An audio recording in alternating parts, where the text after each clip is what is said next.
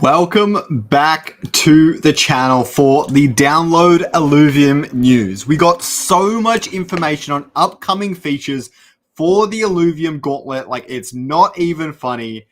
I cannot wait to talk about it all with you. I watched the entire Aaron AMA and I remember it pretty well, so if you have any deeper questions, I should be able to answer them as well. But I've got a video that will break down the Aaron AMA for you, hopefully coming out early next week.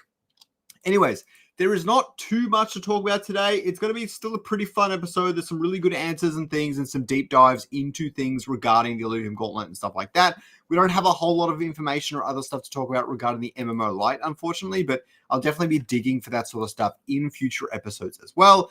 Unfortunately, TSG couldn't make it today, so it's just going to be me. We're going to do a really quick ep, and we're going to have a lot of fun doing it. So, the first thing is an announcement right here. Arena dev blog Mastering the Gauntlet. Now, for anyone who doesn't remember, they actually had this blog ready something like 2 weeks ago, but they were waiting for imagery, or probably 1 week. You get the point. They're waiting for imagery to put into the blog so that it would make it more interesting, but really easier for people to grasp, especially if they haven't been deeply following Illuvium. And honestly, it was a really big change. Like, if you read the blog and then just ignore the images, like pretend they're not there, it is a night and day difference on the sort of experience you get from the actual wording in the blog and things like that. And it's really, really helpful. There's actually some images in there that weren't quite right based on what actually Aaron said on the AMA. So I want to talk about that, or the town hall rather. But basically it says, ever wondered what's next for Gauntlet? Check out the latest dev blog to discover the exciting changes and features coming your way. We're bringing fresh depth and strategy to the battlefield, from region selection and weapon customization to the return of bonding and challenging Leviathan battles. This blog gives you behind-the-scenes look at how these updates aim to improve gameplay and deliver unforgettable moments in the arena. And the blog is right here. Honestly, I think they could have done something way nicer than this Illuvium Arena graphic here. I'm not even using that for my thumbnails. I usually use their title thing for a lot of my thumbnail stuff, but not this time. Anyways, the first thing is region selection. You'll be able to choose a region before going into the game from the dev blog, from the town hall. Sorry, it sounds like they're going to start off with just like a random region. You're not going to be able to vote or anything like that, but this will be a feature that's added later, and it'll probably cycle between them. So if it was like this, 4, 1, and 3. It'd be a 10% chance of getting the Crystal Shores, 40% of Brightland Steps, and so on. And these effects are actually really, really cool. Good morning, Heike. We're going to talk about Leviathans very, very soon. So, drone HP, +5 drone HP every 7 rounds makes the game last longer. Crimson Waste makes the game last shorter. Crystal Shores makes it way easier to get composites, and really dynamically changes the way the game would be played by any individual player. So there's some really interesting stuff here. Weapons with customization. Basically, at the start of the game, you get to pick one of 3 weapons and it upgrades and evolves over time. I really like this. And people are concerned that you won't have a whole lot of freedom on what you can choose your ranger to be later on in the game, because you only get this one choice and you can't really swap out the weapon. That's not entirely true, because as you'll see later in this, bonding is returning as well. And so a fire sword bonded with an air alluvial gives you shock, right? What's easy to forget is there's only 5 basic affinities, okay? Through this, with 3 options, okay, given 3 options and the ability to bond to practically anything, that actually enables you to fulfill basically 70%, maybe 60 or 70, I should do the maths on that, 60 or 70% of the composites in any given game. Now, you might pick up a fire sword and they get a lot of water alluvials coming up in your shop. That's going to make life a bit harder. You might have to go for steam, because fire and water is steam. But at the same time, you will still have a lot of freedom.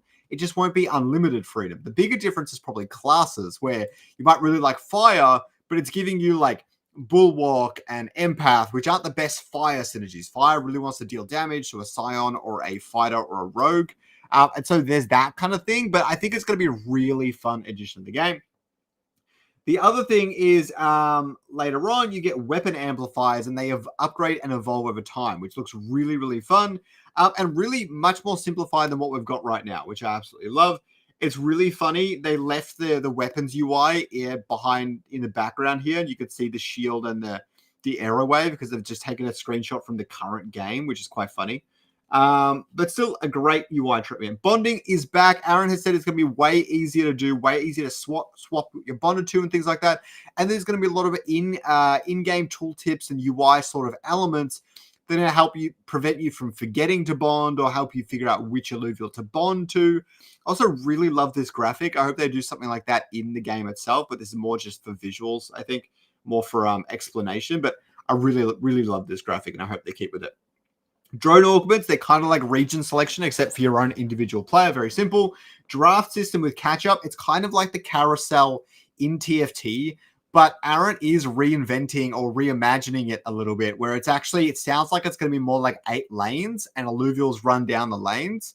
And then when they get to the bottom, they reappear at the top, which I think this is a really cool change, because in TFT, it's kind of annoying. If they're circling around and you're really far away from the one you want, you actually have to go all the way around the board so you don't hit something you don't want. And that actually means the players who unlock after you have a really good chance at getting it before you. And this can be really frustrating when you really should have the advantage. I know that's a part of kind of the fun and RNG of it, but Aaron's basically trying to reinvent it in a way that sounds like to me is going to fix a lot of that. Also, it's time-based. So if you have max health and someone has 1 health, you're going to do like literally the maximum time until you can choose something up until then. Like if 5 people have 1 health and someone has 2 health, they're basically all going to unlock at the same time. The 1 health people first, but slightly. I think that's a really cool dynamic system, and I hope they add more of those sorts of systems into other aspects of the game as well. Liz, go, Spedo.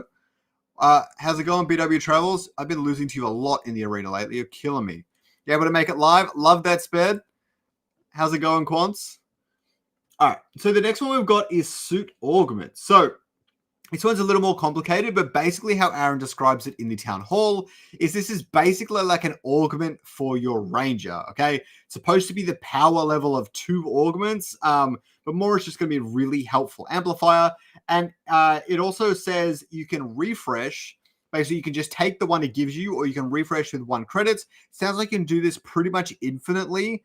And so you should be able to cycle through all of the different options. But at the same time, he says there's going to be so many options that you might not be able to. The big question is going to be, say I see this vampiric plating one and I refresh, okay? And I see something else. Maybe it's called Phlogiobity. I don't know.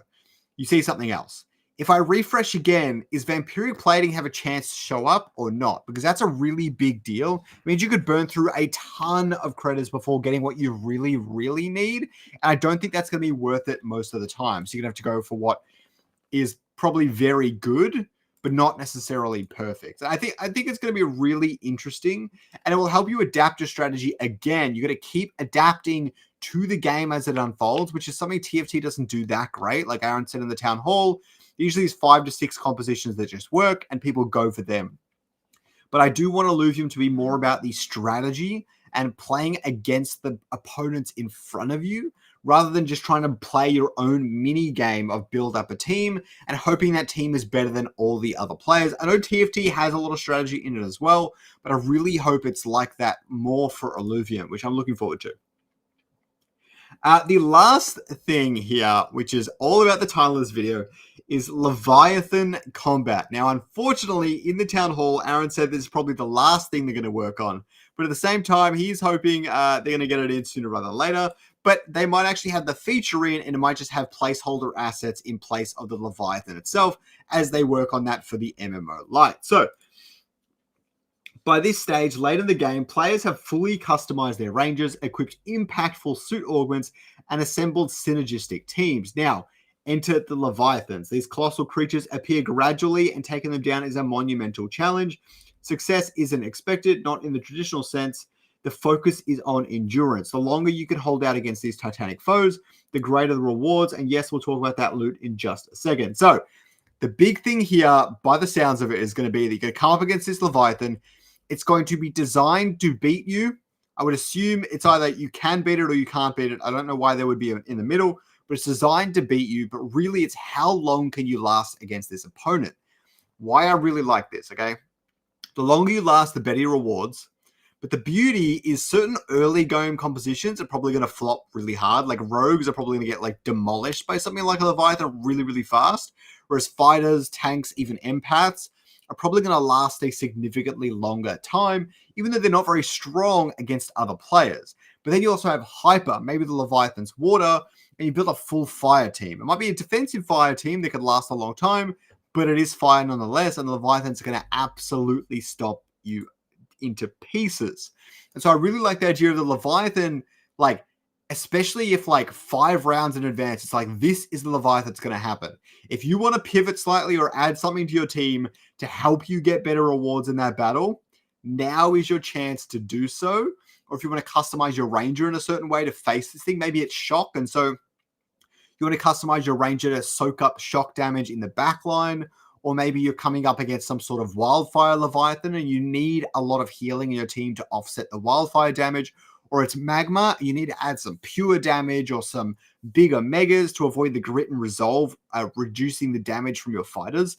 This sort of dynamic gameplay, where you're playing against other players, but you're also strategizing against the environment, will give so much replayability to Illuvium. And I've always said that content is king. Replayability is a big part of that, but content is king. And this is the way to make content king. And I cannot wait.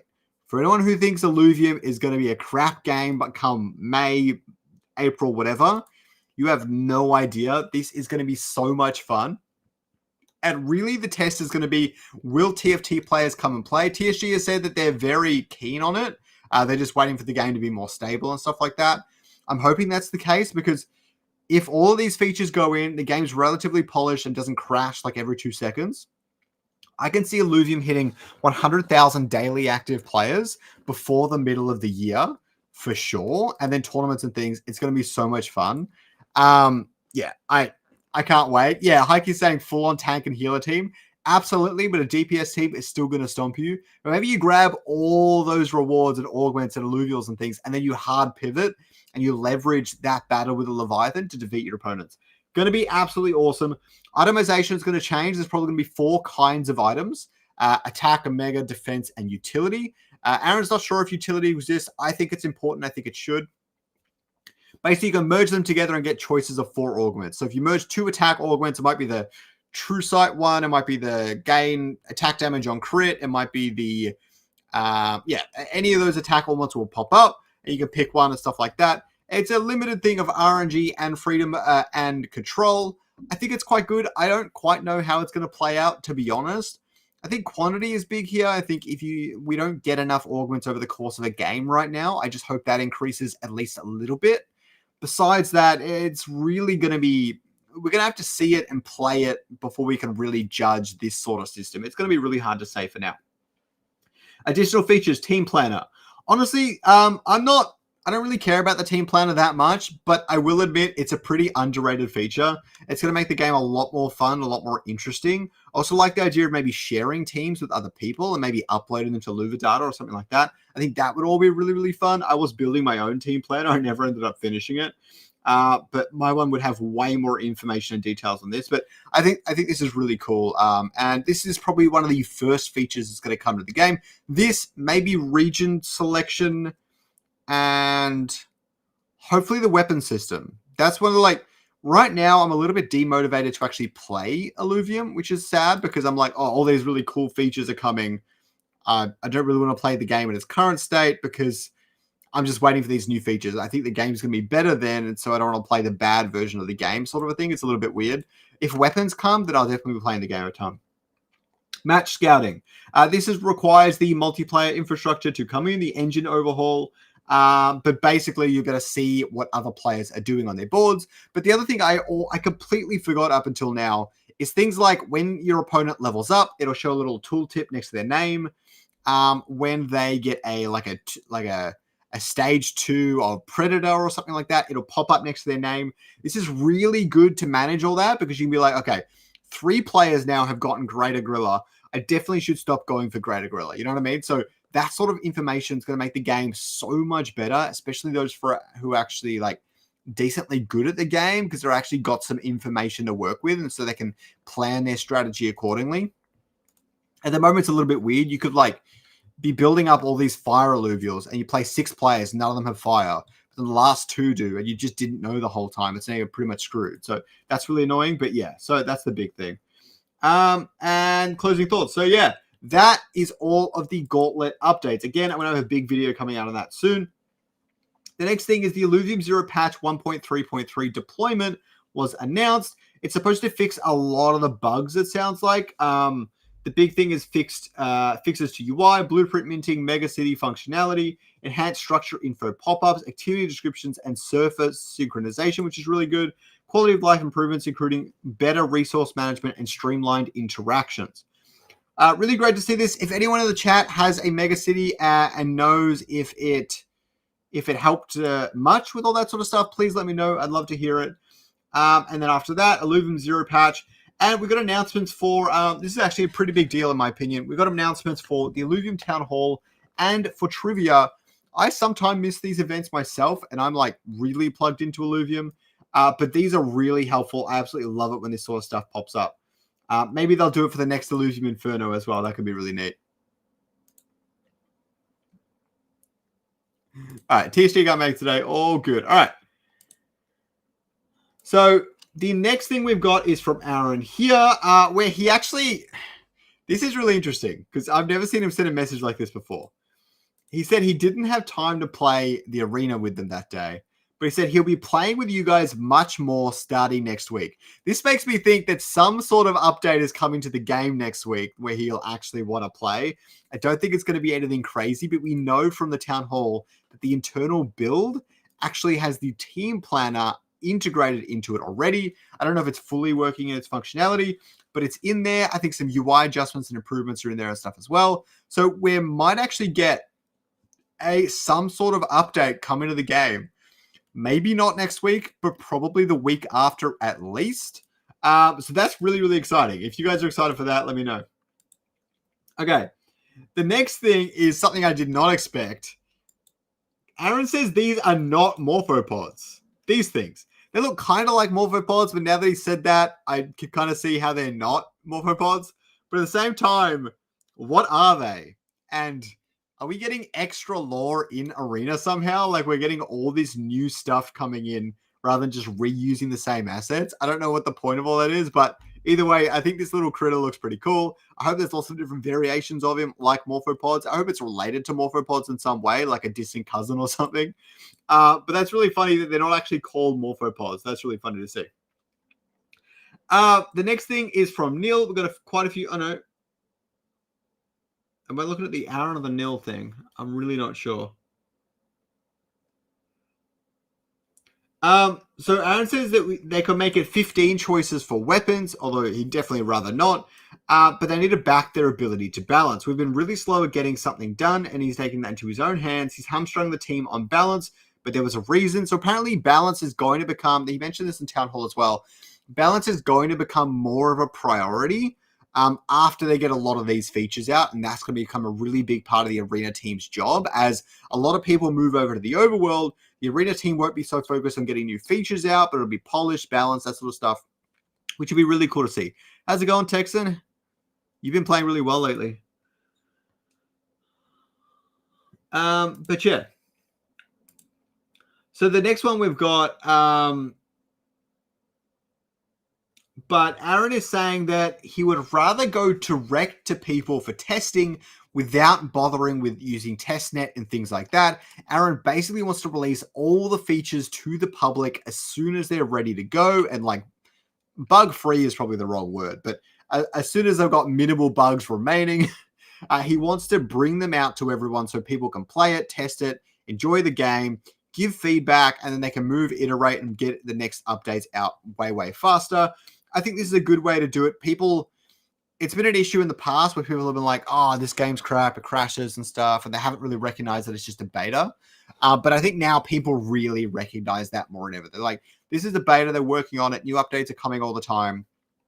We're not going to like talk shit about a new feature that didn't quite work and stuff like that. People are pretty chill about it. I think Aaron recognizes that, and that's why they're going to do it this way. But at some point, they will have to call it a non-beta, out of beta, that's for sure. So the other thing is Aaron says that you can never really have perfect balance. I 100% agree with that. I don't think that's the way to design a game. Obviously, it's important to have things counter things. He said that in the town hall too. but you can't have perfect balance. Like, if a Rampfire is really, really good, that's fine. As long as an Axodon has an advantage over it, it doesn't actually matter that much because you can counter it with something. Some of the problems we've had in the past have actually been this very thing where at one point, I don't think it was Revenant. No, it might have been Revenant.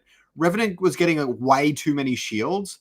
There was not a single thing in the game that was like a shield breaking augment ability, whatever. There was nothing that said do extra damage to shields or ignore shields. That just didn't exist. And so you couldn't really balance around that no matter what you do. You can reduce the impact of the shields, but then it's just shit. It's not fun anymore to play that particular composition. And so you need to have everything be strong and have balance in there. But Aaron says here, yes, it's always going to be the case that some things are strong, but for us, it should be more about strength coming from rarity. If something is stronger, it should be harder to hit. The game naturally does this with players being contested, one of the best features of auto battle games. But also, the game is very exponential in power, and we'll get much more soon, which I definitely don't know what they're going to do there. Getting winning combos is the important thing. Skilled players will know the best combos and how to counter combos other players have. There are other features we're considering we don't want to announce because we might not need them further down the line. So I really like that. I think that's a good take. I agree with him there. Oh, that was the same one there. Don't know why I had it twice. Yeah, Kieran suggested a tournament at Trivia. That did happen. It was a lot of fun. People bet on who they thought would be the winner of the tournament. And then he did another mini trivia round afterwards. And they're hoping to bring it back weekly. It's going to be a little bit different time zone, so me telling you the time doesn't help. But it's going to be a lot of fun. It was actually several hours ago. But it might be, what they were suggesting is 3 hours from now type thing for a general trivia session. So when this video was released, 3 hours from now. Yeah, so the other thing Kieran said here is we'll start ramping up events once multiplayer servers are in, which Aaron slated to be sometime in March. But we don't want to go too crazy until multiple new features are in. It will make such a massive difference to retention. We've got to be wise with player acquisition costs. There's no point in spending thousands on tournaments, events, and other game rewards without players sticking around afterwards. And so the game needs to be fun. It needs to have good retention and other reasons for players to stick around as well, which is something I forget sometimes. But Aaron mentioned today something about battle passes and season passes. That needs to be in place for. So say you have rewards and you can earn $1,000 or whatever. But there's also this battle pass. And now the rewards, maybe they don't go away, but it becomes more competitive. So it's harder for you to win those rewards. You're still playing because now you're like, oh, there's this cool battle pass. I'm really enjoying the game. I'm going to grind for this next battle pass and get all the cosmetic rewards. You need some sort of funnel for players to come in and want to keep playing the game. And that's really important before we go really deep on this side of things. But I appreciate Kieran wanting to start ramping them up and getting some stuff happening, even if it's not giant prize pools yet. I think that's perfectly fine. The next thing is Kieran says he's only had one crash on the past 6 games he's played. But yeah, multiplayer servers are very close, and then we can start shipping new features. Everyone in the team believes multiplayer servers will help fix a lot of the crashing and desyncing. Desyncing absolutely makes sense. Crashing, I'm not entirely sure. It's my understanding that Unreal has a lot of issues with memory leaks, but if it fixes the crashes, I would be more than happy. So Roger had a mini rant here, absolutely loved it, but he said, you're asking to inspire confidence and roadmaps, then also saying the only thing to turn heads is a big release, which is what the team is focused on. There are podcasts, blogs, town halls, and a 24/7 CEO on speed dial in the Discord. People seem to forget that. You can pretty much ask for information whenever the fuck you want. Just a lot of people don't. But it is kind of hard to find stuff. You're not going to scroll back in Discord to find all the relevant information. I do for you. That's why you should definitely tune into this show every single week. If you enjoy it and it's helpful for you, please let me know in the comments, in the chat, whatever. But yeah, so he says they're definitely working on things. They are bug fixing to keep things playable and testing the necessary systems while working on the big, almost call it re-release of Arena. That being said and communicated a billion times, they can't just make it happen instantly. Unfortunate. That would be really cool. But yeah, they've got several huge features for Gauntlet. The game got a massive round of polish and optimization, even making all assets ready for mobile and multiplayer server implementation to speed up dev and future dev works which unlocks a whole bunch of extra features with it. Spectator mode, and the list goes on. There's a lot coming to Illuvium in the near future. Very exciting first half of 2025 in particular, I think. So the other thing is, Neil says the issues people are pointing out related to balance, not the game design of the features themselves. All tier 1 stage 2 composites will be very accessible, things like Predator. And for weapons, they'll adjust them so they all feel strong and feasible from a competitive standpoint. But this is all going to change so much. That is one of the bigger issues with the game right now, is you can't get stage 3 weapons. And so it actually limits like half the composites, which are not impossible to achieve, but without getting lucky with a drone chip, they're basically impossible to achieve. And it's not like the worst thing in the world, but it like half the game isn't playable, which is less fun, right? You want the whole game to be playable. So all the new systems and bonding returning will make every composite available to the game, which would be really fun.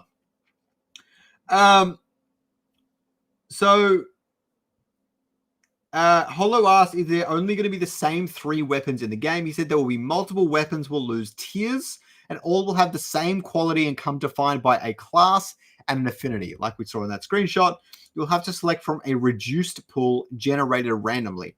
I don't know how big the pool is going to be, but it sounds like probably like 10 to 15 options overall are possible.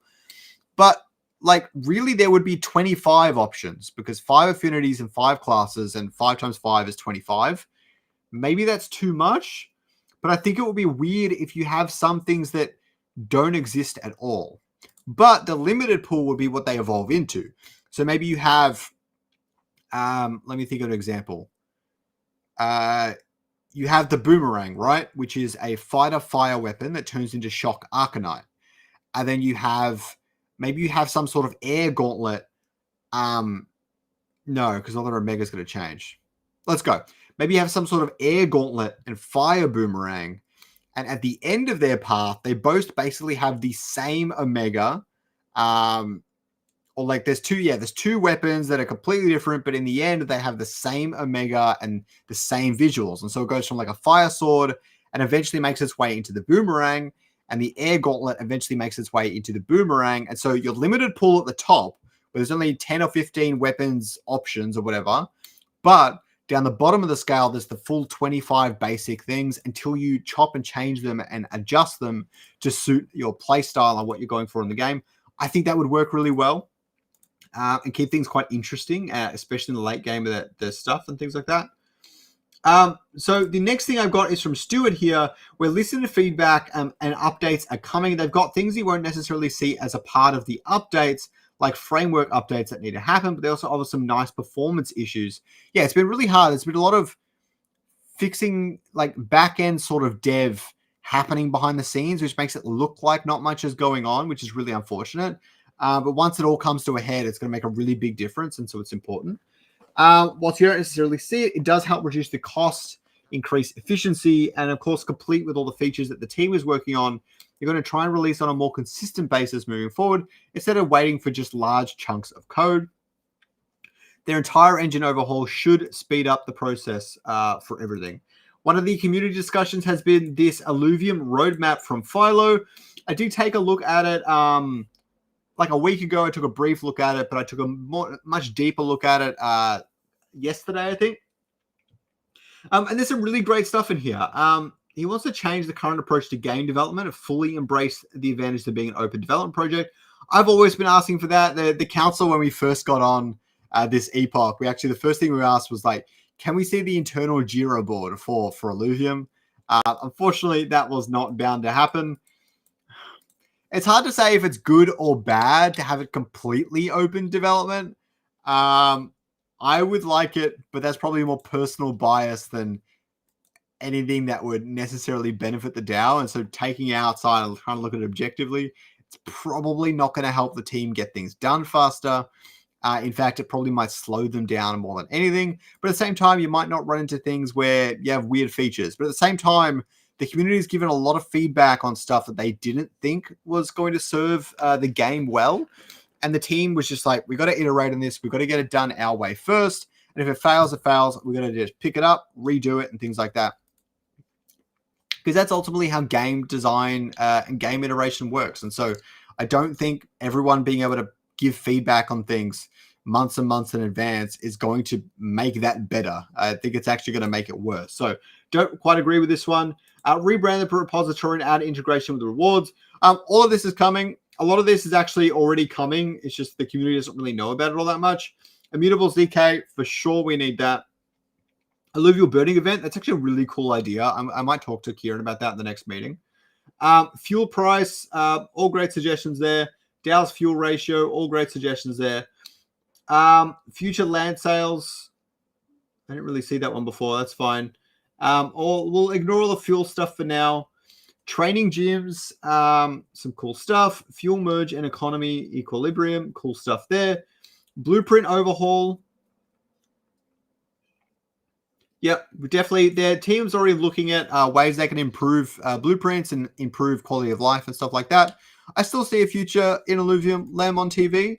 I'm less like, if I'm being completely honest, I'm less fussed about token price than I've ever been. My portfolio looks extremely depressing right now, and so I tend to stay away from all of that. But I still like the Illuvium team. I enjoy the Illuvium game. I think the Illuvium game's got a bright future coming up very, very soon. And I'm looking forward to playing all the new features and updates and things like that. I don't capture a phosphorus and think I'm going to sell it for $1,000 in 5 years or whatever. Maybe that's the case. I don't know. I don't really care. I'm just really enjoying being a part of the journey, but I'm also really enjoying playing the games. And that's really all it is about for me at the moment, Lem. So I don't know if that's the answer you're after, but I still believe in Illuvium, and Illuvium can make some really fun games. I don't really care about anything else at this stage. I think they can make some fun games, and I'm excited to play them. Really is that simple. Streamline weapons and armor, perfectly fine. We've already known from these Gauntlet updates that that's definitely going to be happening in to some extent. Illuvium Beyond, purchasing discs with fuel. I want that, but I don't think we should.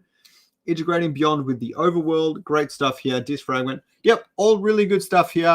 If you guys haven't checked that out, maybe go check it out. Put some feedback in there for him. Really great stuff. We got a Gauntlet tier list from Rich here. Now, this tier list is not bad. Okay, Ram Fight and Ram Fire up there is pretty good. They're impactful, but you can play around them a bit. Exalted Gorilla, not that good. I think Greater Gorilla is actually better. Exalted Gorilla does rely pretty heavily on, what do you call it? On augments. Is that Exalted Apon? No, that's Greater Apon, surely. No, that's Exalted Apon. I don't know why you would go for that. Just get Greater Apon. You don't need Exalted Apon. This is really stupid. There's Greater Apon. He's great. Greater Gorilla hanging out in C for some reason. Very, very weird. Monarch, love to see it here. Artes and Monarch have made a huge comeback. They used to be really, really shit. Revo, obviously very good. Respect that. Phosphorus, Jotun, Malura, all great picks here in A for sure. Chakundi, I don't think is actually that good. The Wildfire really helps, but in the same way, I don't know if I put TB Ruko up there. But let's have a look at this D tier. Okay, Lura is goated. Okay, Titanor is just hard to get, but he's really good if you get him. So I don't know why he's down there. Railu is freaking insane. He's like faster megas, works so well with so many augments. Octius definitely shouldn't be here. Sinelf is really good too. For some reason, Rich hates Scions. Like, Matmut is one of the best Illuvials in the game. Umbra is pretty good. I don't know why Fisto is so high. That's way too hard to get for what it does. Stabin is not that good. Slashin is really where it's at. Both the Scorpions are fine there. This is a really weird tier list. Some of these lower tier ones are really, really weird. Like, why wouldn't you put, like, Ace down the bottom? Like, it doesn't do anything until making an Artes. And then, like, Dash should be there. Fiery is shit until it's a Fiery Ox. You've got, like, Gazatep's up there. Quinks belongs there. But Wink should maybe be lower. A lot of these stage ones shouldn't really be up the top here. Like, Rhoda probably should. Monkeys definitely should. They're all pretty good. Lura should be up the top. Yeah. Very weird, Rich. Don't love it. Yeah, Texan. Flood in D tier. What is that? Why would Geyser be up the top and Flood down the bottom? I mean, Geyser's obviously a little bit better, but Flood is great. Oh, my God. Oh, yes, and mobile will be huge for Gauntlet. Crypto Quick Chat gets it. but I don't think that's going to come until very late 2025. So I try not to think about mobile Gauntlet too much. All right, the next one is from Riddy. He says, I don't know how you accidentally do it, but he says he accidentally fused a top 4 ram fight. Very insane. It's just missing movement speed, but it's got everything. I really want to go through and do some data analysis where I figure out like what alluvials exist and how good they are and stuff like that. Oh, I can't wait. Okay. So the next thing is Comedian managed to post that Illuvium got featured in Honest Game trailers, which I actually thought was really cool to see. Now, I will mention they didn't badmouth Illuvium directly. They didn't mention Illuvium's name at all, which is good because the Honest Game trailer is all about how crypto games, well, crypto is bad, but it included crypto games. But it's comedic. It's a skit. And honestly, I think this is going to make more people be like, that game actually looks pretty cool. I wonder what it is. Then they're going to go, it's just another crypto scam, you know? So I think that's actually really, really funny. I love to see it. I love to see it. The next thing is Paz did a fusing stream. Apparently it's quite popular. Had a lot of chat, had a lot of people hanging out in there. I absolutely love it. Omega power, it's too risky. Resistance missing, health missing, attack speed missing. Let's get it. I wish I had that many alluvials. After this, I want to go try and buy that Pudgy Penguins. Let's get it. Yeah, I knew there were a bunch of illuvials ready to be fused. Missing 1 in attack damage. I kind of not want to fuse this one. This is as close as it gets to being perfect. This one too. But if we had a third one this close to perfect, then it's a very low risk fuse, right? But this is too... That looks fun. I haven't actually watched the full video. I recommend you guys do it. I'm going to throw it down in the chat. You guys should go check that out. I'm sure it's a lot of fun. But yeah, that's all I've got for today. I can't wait for Leviathans and the Gauntlet. Sounds like that's going to be the last feature to be added. Really, I hope they get the new weapons and suits and component system in as soon as possible. Because until then, I'm a bit demotivated to play. Now, that's just me. That's my own personal bias. But at the same time, I'm looking forward to all these new features. If you're looking forward to them, leave a comment down below. And with that, the download is complete. Have a good